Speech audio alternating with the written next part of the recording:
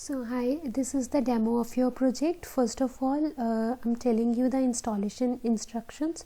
So first of all, create a separate environment by using this command, and if you are using Linux machine, then activate your environment by using this command, and if you are using a Windows machine, then activate your environment using this command. After that, upgrade the pip and check the Python version by using this command.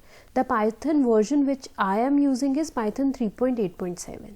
Once you're done with this process, now you have to install Rasa. Rasa 2.3 is the latest version on which I'm working upon. So this is the command pip3 install Rasa. Using this command you can install. Let's suppose if this command doesn't work for you, then only use pip install Rasa. This will work, okay? Once you install the Rasa, check the Rasa version by using this command pip show Rasa. So the Rasa version which I am using is 2.3.0. After that, install Spacy. Again, if this pip3 doesn't work for you, then only write pip and install this command. Once you install Spacy, then execute this command, and in the same way you have to execute all these commands. Alright, so this after executing these commands, your Rasa is installed on your PC. Now the task is to run the chatbot which I have created. So when you want to train your chatbot, just execute this command. This will train the Rasa NLU and Rasa core, and this command is responsible for running the action server, and this command is responsible to run your chatbot server. And this file is having this file is basically a Flask application, right? And using this command, user will interact with boot. Now let me show you the practical example which I have created. So this is the code, right? This 127.0.0.1 this 8000, this we got when we run this python web app.py. So what I have done is, so we have one file, I have one command prompt. In this command prompt, I'm running python web app.py.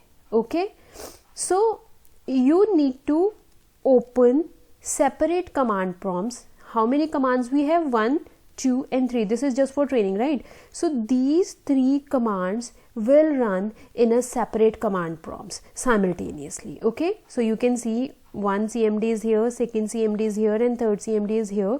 In all the 3 CMDs, I have activated the virtual environment, and then I have entered the chatbot folder, and over there I have executed these 3 commands in separate terminals, in separate command prompts. Alright, and when you run this command, by running this command, you will get this chatbot on your browser.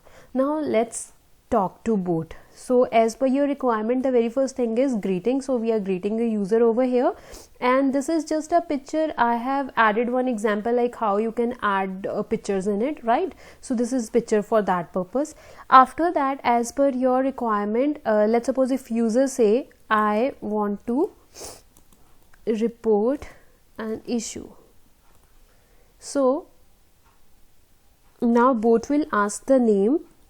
So let's suppose I'm writing, okay, first of all let me show you the database which I have created where this data will get stored.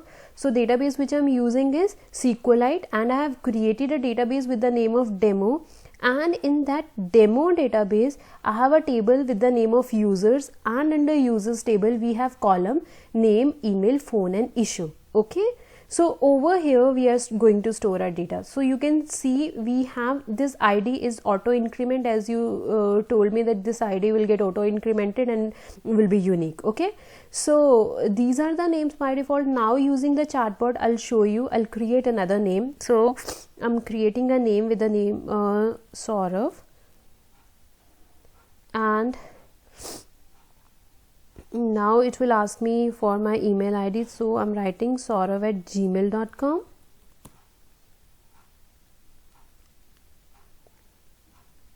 Now it's asking for phone number, so I have written this phone number.